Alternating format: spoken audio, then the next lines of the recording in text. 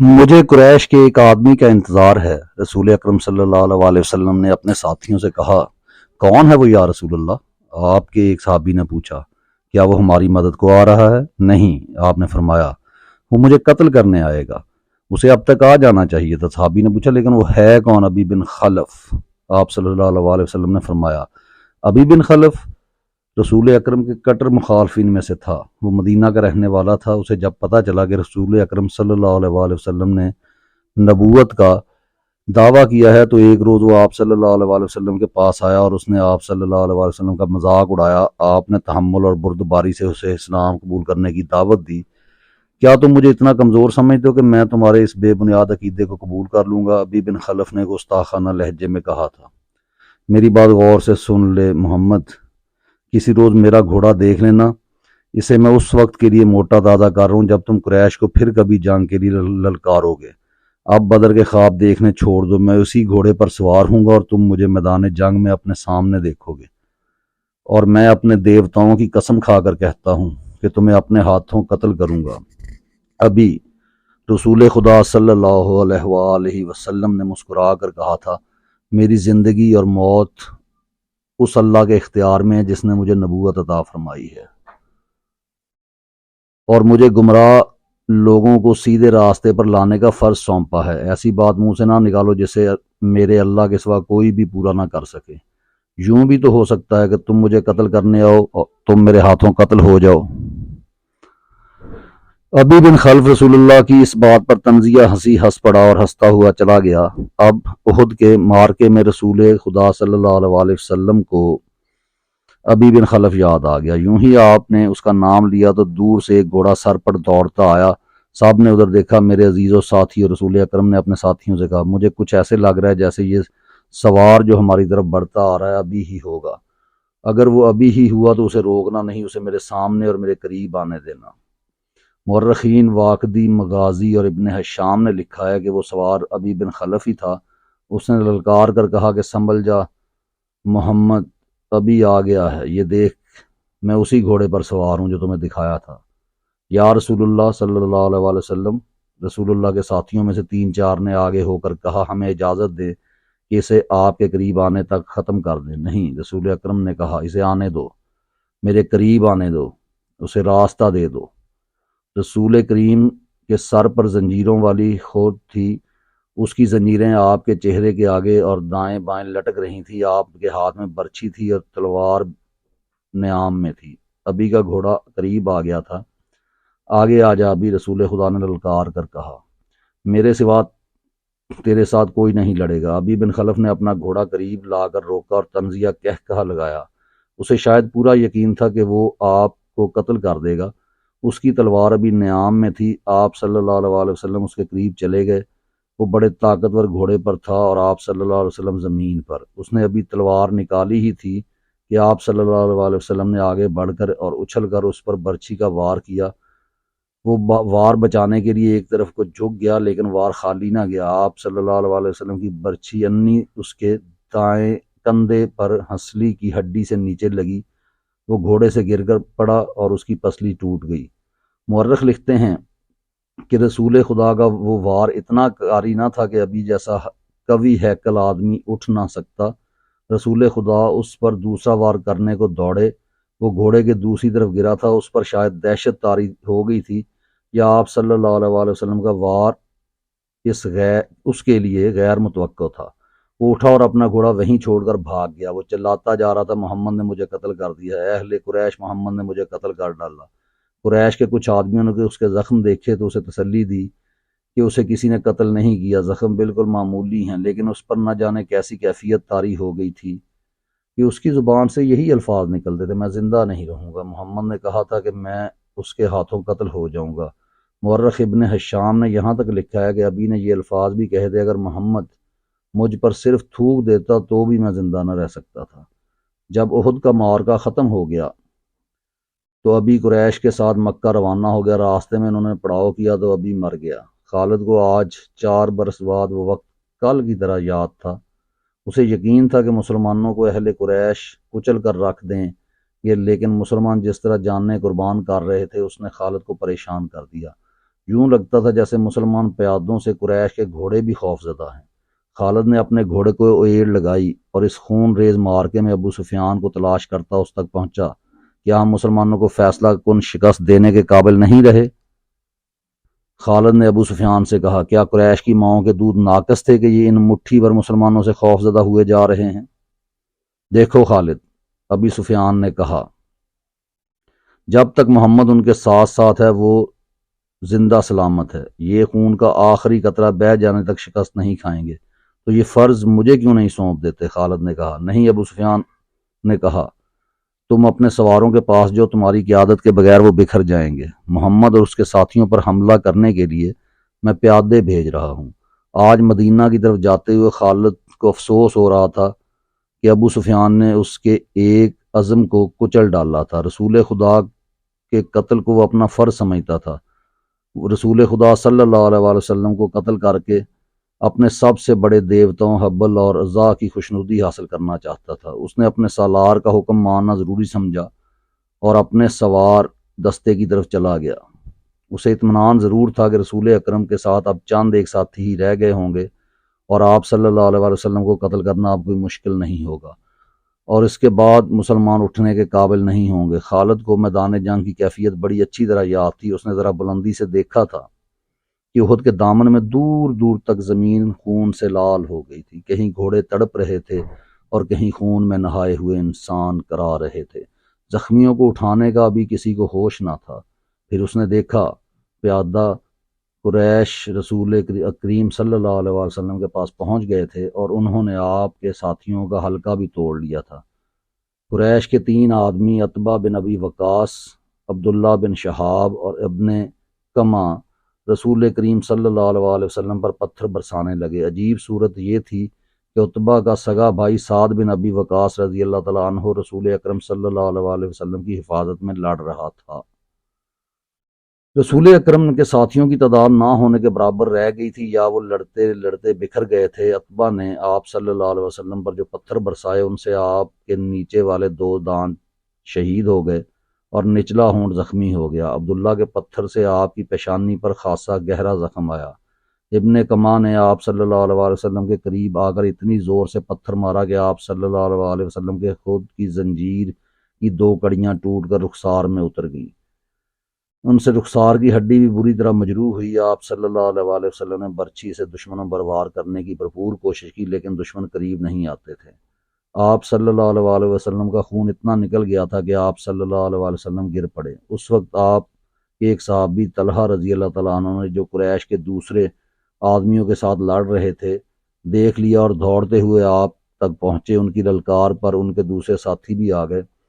آپ صلی اللہ علیہ وآلہ وسلم کو پتھروں سے گرانے والے قریش آپ پر تلواروں سے حملہ کرنے ہی والے تھے کہ سعد بن ابی وقاص نے اپنے سگے بھائی عتبہ پر حملہ کر دیا۔ عتبہ اپنے بھائی کا غیظ و غضب دیکھ کر بھاگ نکلا۔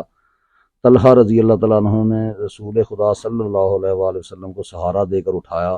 آپ صلی اللہ علیہ وآلہ وسلم پوری طرح سے ہوش میں تھے۔ اس دوران آپ کے ساتھیوں نے ان آدمیوں کو بھگا دیا تھا جنہوں نے رسول کریم صلی اللہ علیہ وسلم پر حملہ کیا تھا۔ مورخ لکھتے ہیں کہ سعد رضی اللہ تعالیٰ عنہ بن ابی وقاص پر قابو پانا مشکل ہو رہا تھا۔ سعد کہتے تھے، میں اپنے بھائی کو قتل کر کے اس کے جسم کے ٹکڑے کر دینا چاہتا ہوں جس نے میری موجودگی میں میرے نبی پر حملہ کیا ہے۔ وہ اکیلے ہی قریش کی طرف دوڑنے کی کوشش کرتے تھے۔ انہیں بڑی مشکل سے روکا گیا۔ اگر رسول خدا انہیں رکنے کا حکم نہ دیتے تو وہ کبھی نہ رکتے۔ قریش غالباً بہت ہی تھک گئے تھے۔ وہ مارکے سے منہ موڑ گئے۔ تب رسول اکرم کے ساتھیوں نے آپ صلی اللہ علیہ وسلم کے زخموں کی طرف توجہ دی۔ جو خواتین آپ صلی اللہ علیہ وسلم کے ساتھ تھیں انہوں نے آپ کو پانی پلایا، کپڑوں سے زخم صاف کیے۔ اس وقت یہ دیکھا گیا کہ خود کی زنجیروں کی ٹوٹی ہوئی کڑیاں آپ کے رخسار کی ہڈی میں اتری ہوئی ہیں۔ ایک صحابی ابو عبیدہ رضی اللہ تعالیٰ عنہ جو عرب کے ایک مشہور جراح کے فرزند تھے آگے بڑھے اور آپ صلی اللہ علیہ وسلم کے رخساروں سے کڑیاں نکالنے لگے لیکن ہاتھوں سے کڑیاں نہ نکلیں۔ آخر ابو عبیدہ نے دانتوں کی مدد سے ایک کڑی نکال لی۔ جب دوسری کڑی نکالی تو کڑی تو نکل آئی لیکن ابی عبیدہ کے سامنے کے 2 دانت ٹوٹ گئے۔ اس کے بعد لوگوں نے ابو عبیدہ کو الاسرم کہنا شروع کر دیا۔ اس کا مطلب ہے وہ آدمی جس کے سامنے والے دانت نہ ہوں، پھر وہ اسی نام سے مشہور ہو گئے۔ یہ بھی رسول کریم صلی اللہ علیہ وسلم کا معجزہ ہے کہ اس کے بعد ابو عبیدہ رضی اللہ تعالیٰ عنہ ایسے خوبصورت دکھتے تھے کہ ان کے چہرے سے نگاہ نہیں ہٹتی تھی۔ ام ایمن رضی اللہ تعالیٰ عنہ جو رسول اکرم صلی اللہ علیہ وسلم کے بچپن میں آپ کی دایا رہ چکی تھی، آپ پر جھکی ہوئی تھیں، اس وقت آپ کی طبیعت سنبھل چکی تھی۔ اچانک ایک تیر ام ایمن کی پیٹھ میں اتر گیا اور اس کے ساتھ ہی دور سے ایک کہکہا سنائی دیا۔ سب نے ادھر دیکھا تو قریش کا ایک آدمی حبان بن ارکا دور کھڑا ہنس رہا تھا، اس کے ہاتھ میں کمان تھی۔ یہ تیر اس نے چلایا تھا۔ وہ ہنستا ہوا پیچھے کو مڑا۔ رسول خدا صلی اللہ علیہ وسلم نے ایک تیر سعد بن ابی وقاص کو دے کر کہا کہ یہ شخص یہاں سے تیر لے کر ہی واپس جائے۔ سعد نے، جو تمام قبائل میں تیر اندازی میں خصوصی شہرت رکھتے تھے، کمان میں تیر ڈال کر حبان پر چلایا۔ تیر حبان کی گردن میں اتر گیا۔ سعد رضی اللہ تعالیٰ عنہ کے تمام ساتھیوں نے بڑی زور سے کہکہا لگایا اور حبان نے ڈگمگاتے ہوئے چند قدم اٹھائے۔ وہ گر پڑا۔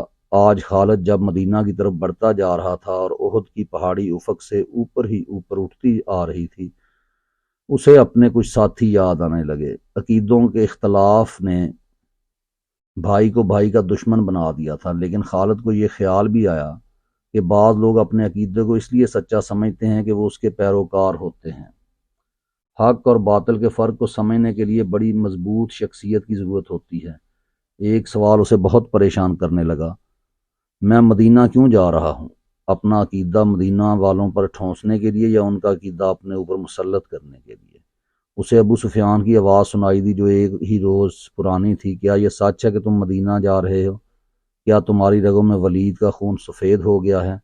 صحرا میں جاتے ہوئے ان آوازوں نے کچھ دور تک اس کا تعاقب کیا، پھر وہ اپنے ان دوستوں کی یاد میں کھو گیا جن کے خلاف وہ لڑا اور جن کا خون اس کے سامنے بہہ گیا تھا۔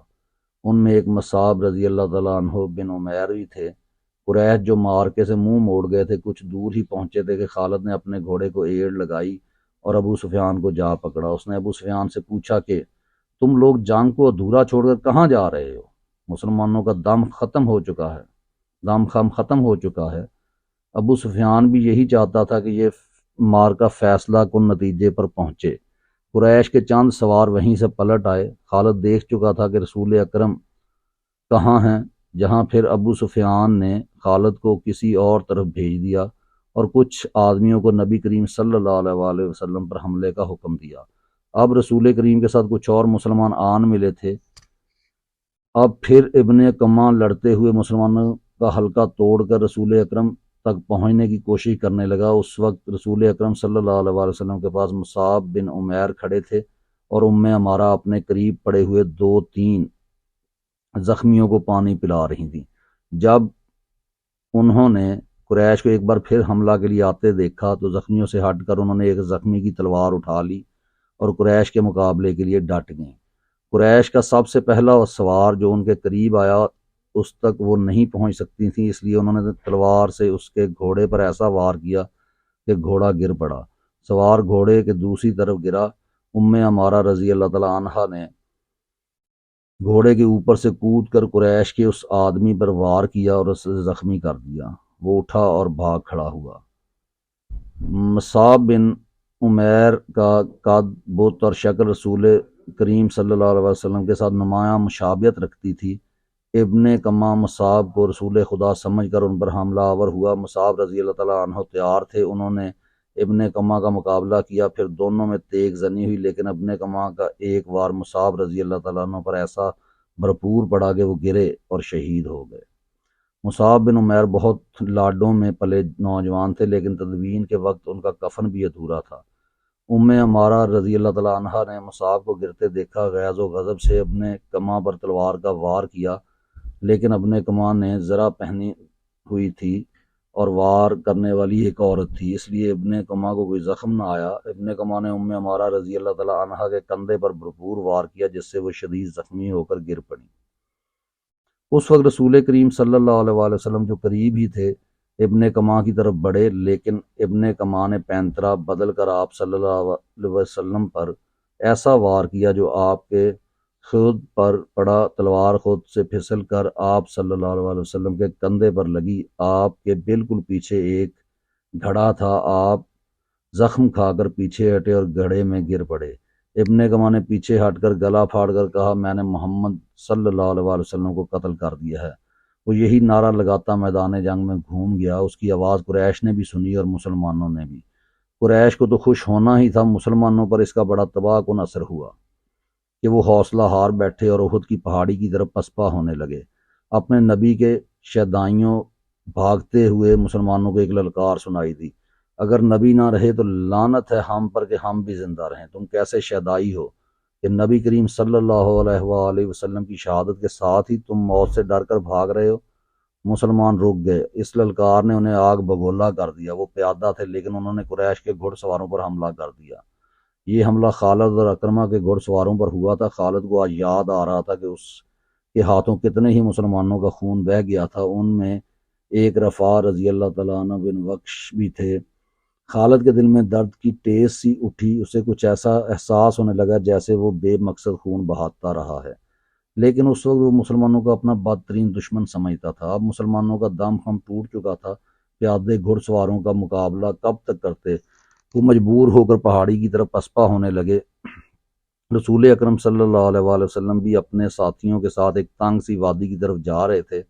جس طرح مسلمانوں نے فتح کی خوشی میں اپنا مورچہ چھوڑ دیا تھا اور جنگ کا پانسا اپنے خلاف پلٹ لیا تھا، اسی طرح اب قریش کے آدمی مسلمانوں کی لاشوں پر اور تڑپتے ہوئے زخمیوں پر مال غنیمت اکٹھا کرنے کے لیے ٹوٹ پڑے۔